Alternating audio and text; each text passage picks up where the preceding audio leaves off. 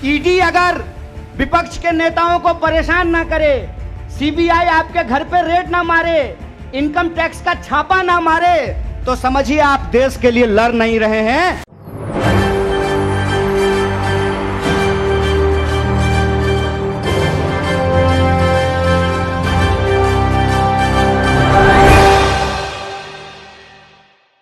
नमस्कार, SP9 news में आपका बहुत बहुत स्वागत है। अभी तक आम आदमी पार्टी ईडी सीबीआई का खुलासा करते हुए प्रधानमंत्री नरेंद्र मोदी की पोल खोलते हुए नजर आ रहे थे। ऐसे में राज्यसभा सांसद की बात की जाए, आम आदमी पार्टी से संजय सिंह ईडी सीबीआई को किस तरीके से अपने घुटनों पर ले आए थे। साफ तौर पर जाहिर हो गया था कि यहाँ पर ईडी सीबीआई आम आदमी पार्टी के आगे थर थर कांपती है, क्योंकि लिखित रूप में माफी मांगते हुए नजर आए थे। नई शराब नीति में जिस तरीके से फंसाया गया था मनीष सिसोदिया को, और उसी घोटाले में अरविंद केजरीवाल को फंसाने की कोशिश की जा रही थी, आम आदमी पार्टी के अन्य लोगों को फंसाने की कोशिश की जा रही थी। तो ऐसे में यहाँ पर ईडी सीबीआई की कार्यवाही अब थम चुकी है। यहाँ पर सीधे तौर पर देखा जा रहा है कि कोई भी जांच होती हुई नजर नहीं आती है। अरविंद केजरीवाल को लेकर यहाँ पर किस तरीके से 9 घंटों पूछताछ की गई थी, लेकिन उस पूछताछ के बाद जब कोई सबूत सामने नहीं आया तो सीधे तौर पर माहौल शांत हो जाता है। ना ही यहाँ पर केंद्र सरकार के इशारों पर ईडी सीबीआई काम करती हुई नजर आती है, और ना ही कोई घोटाला आम आदमी पार्टी में अब नजर आता है, क्योंकि जिस तरीके से संजय सिंह ने यहाँ पर बेनकाब किया है प्रधानमंत्री की ईडी सीबीआई को, उसके बाद ये साबित हो गया है कि अगर वो आम आदमी पार्टी के खिलाफ कोई भी कदम उठाएंगे तो सीधे तौर पर खुद ही फंसते हुए नजर आएंगे। ऐसे में यहाँ पर संजय सिंह तो हैं, लेकिन अब इसी को लेकर यहाँ पर कांग्रेस के नेता कन्हैया कुमार ने भी यहाँ पर साफ तौर पर ईडी सीबीआई को फटकार लगाते हुए प्रधानमंत्री नरेंद्र मोदी को घेरा है, और सीधे तौर पर इन सरकारी एजेंसियों को लताड़ लगाते हुए कहा है कि आप चाहे कितनी भी कार्यवाही करवा लीजिए, चाहे यहाँ पर आप घंटों पूछताछ कर लीजिए, हमें जेल में डाल दीजिए, राहुल गांधी जैसे बड़े नेता की संसद सदस्यता रद्द करवा दीजिए, लेकिन हम यहाँ पर रुकने वाले नहीं हैं। हमारा काम जनता के लिए, जनता से जुड़े रहने का है, तो हम इन्हीं मुद्दों पर काम करते हुए नजर आएंगे। संजय सिंह, कन्हैया कुमार एक ही राह पर चलते हुए नजर आ रहे हैं। अब कांग्रेस में कन्हैया कुमार को एक बहुत बड़ी जिम्मेदारी मिलने वाली, तो जिम्मेदारी के तहत अगर यहाँ पर संजय सिंह की तरह कन्हैया कुमार जिस तरीके से ईडी सीबीआई को बेनकाब करते हुए नजर आ रहे हैं, तो साफ तौर पर यह जाहिर होता हुआ नजर आ रहा है कि यहाँ पर प्रधानमंत्री नरेंद्र मोदी को अपनी कुर्सी छोड़नी पड़ सकती है, क्योंकि अगर उनके खिलाफ जाँच होती है, उनके खिलाफ कोई सबूत मिलते हैं और यहाँ पर कोई भी फर्जीवाड़ा सामने आता है, तो चुनाव आयोग की बात की जाए तो सीधे तौर पर यहाँ पर प्रधानमंत्री नरेंद्र मोदी की सदस्यता को लेकर फैसला सुना सकता है। अब ऐसे में यहाँ देखा जाए तो कन्हैया कुमार काफ़ी कुछ यहाँ पर ईडी सीबीआई को लेकर, सरकारी एजेंसियों को लेकर और प्रधानमंत्री नरेंद्र मोदी को लेकर कई खुलासे करते हुए नजर आ रहे हैं। क्या कुछ कहा जा रहा है, देखिए इस रिपोर्ट में।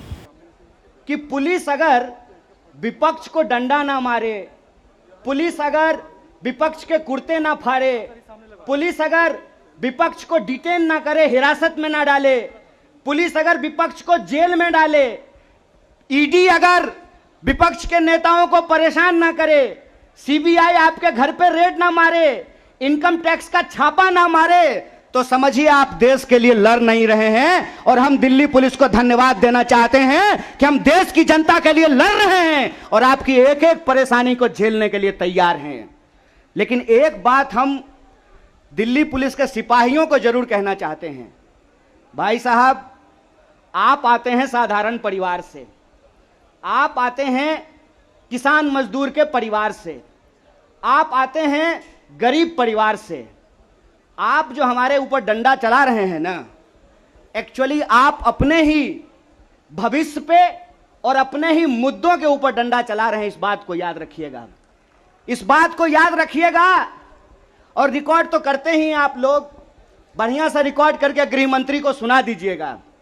इस बात को याद रखिएगा कि डीसीपी साहब प्रमोट होकर के चले जाएंगे, डीजीपी बन जाएंगे, लेकिन जो आज इस देश की आर्मी के साथ हो रहा है, वो बात किसी दिन किसी भी पुलिस के साथ हो सकता है। इस बात को याद रखिएगा, इस बात को याद रखिएगा कि आज जिस तरीके से देश के लिए जो सम्मान की बात है, जो सर्वोच्च बलिदान की बात है, अगर उनकी नौकरी को ठेके पे किया जा रहा है तो कल आपकी नौकरी को भी ठेके पे किया जा सकता है।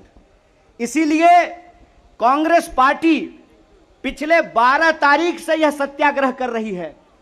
लेकिन यह जो सत्याग्रह है, जंतर मंतर पे जो सत्याग्रह हो रहा है, इस सत्याग्रह का मूल कारण यह भी है कि हम सिर्फ अपने नेता को नहीं बचाना चाहते हैं।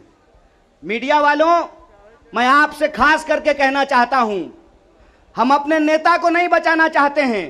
एक कहावत है, सच को आंच नहीं होता है। हमको अपने नेता की चिंता नहीं है। हमारा नेता कुछ गलत नहीं किया और यह सरकार उसका कुछ गलत नहीं कर सकती, इस बात को याद रखिएगा। हमको अपने नेता की चिंता नहीं होती है। और हम इस सरकार को कहते हैं, साहेब, हर चीज का एक मंत्र नहीं होता है। बीजेपी चाहती है कि हर नेता पे एक ही जंतर का इस्तेमाल कर ले। तो मैं भाजपाइयों को कहना चाहता हूं, रे भाजपा वालों, ये राहुल गांधी हैं, इंदिरा गांधी के परिवार से आते हैं, राजीव गांधी के बेटा हैं, आतंकवादी से नहीं डरे। तुम तो वैसे भी माफी मांगने वाले लोग हो भाई, तुमसे क्या डरेंगे यार। ईडी उडी से डर नहीं लगता है। ईडी से हम अपने नेता को नहीं बचाना चाहते हैं। हम बस इस देश की जनता को बताना चाहते हैं कि ईडी इनके घर पे आया क्यों है। ईडी इनके घर पे इसलिए आया है कि मोदी जी को कोई साधु बता दिया है कि विपक्ष के सारे नेताओं पे एक ही कैप्सूल इस्तेमाल कीजिए। एक कैप्सूल सबके ऊपर बराबर लागू नहीं होता है। सब धन 22 पसेरी नहीं होता है। इनको लगता है कि एक बार ईडी भेज देंगे तो कांग्रेस पार्टी डर जाएगी, कांग्रेस के कार्यकर्ता डर जाएंगे और चुप होकर के बैठ जाएंगे कि देखो देखो इसके नेता के ऊपर ईडी आ गया है तो कार्यकर्ता को कौन पूछता है। कांग्रेस पार्टी के अंदर इस बात का जज्बा है कि अगर हम देश को अंग्रेजों से आजाद करा सकते हैं तो इस देश को हम अंग्रेजों के चापलूसों से भी मुक्त कराएंगे, इस बात को याद रखिएगा। जिस तरीके से आपने कन्हैया कुमार को सुना, साफ तौर पर जाहिर है कि अब यहाँ पर कांग्रेस भी उतनी मजबूती के साथ है, आम आदमी पार्टी भी उतनी ही मजबूती के साथ है, क्योंकि दोनों राष्ट्रीय स्तर की पार्टी हैं। अभी तक भारतीय जनता पार्टी का दावा था कि वो राष्ट्रीय स्तर की पार्टी हैं तो किसी के साथ कुछ भी कर सकती हैं, विपक्षी पार्टियों के खिलाफ शिकंजा कस सकती हैं, यहाँ पर झूठे आरोप, झूठे घोटाले, झूठे धोखेबाजी में वो फंसा सकती हैं। लेकिन जिस तरीके से यहाँ पर एक एक करके ये बड़े दिग्गज नेता खुलासा करते हुए नजर आ रहे हैं, ये साफ तौर पर जाहिर हो रहा है कि प्रधानमंत्री अब इनके खिलाफ तो कोई कदम नहीं उठा सकता है, क्योंकि अगर उनके ही खिलाफ जांच शुरू हो जाएगी तो सीधे तौर पर आने वाले चुनाव में प्रधानमंत्री का चुनाव लड़ना नामुमकिन हो जाएगा। ऐसे में चुनाव तो प्रधानमंत्री ना ही लड़ पाएंगे और सीधे तौर पर उनका करियर भी खत्म हो जाएगा, क्योंकि प्रधानमंत्री के रूप में अब पूरी जनता उनके चेहरे को देख चुकी है और दोबारा चुनकर उन्हें वहां पर नहीं बिठाने वाली है, ये साफ तौर पर जाहिर है। तो अब ऐसे में देखा जाए, जो ये पूरा मामला आपने देखा है और ईडी सीबीआई जिस तरीके से अब अपनी कार्यवाही को लेकर शांत हो गया है हर राज्य में, तो ऐसे में क्या कहा जाए कि प्रधानमंत्री नरेंद्र मोदी डर की वजह से अब यहाँ पर चुप बैठ गए हैं कि चुनाव आयोग उनके ऊपर कोई फैसला ना सुना दे। क्या लगता है आपको? कमेंट बॉक्स में ज़रूर बताएं। धन्यवाद।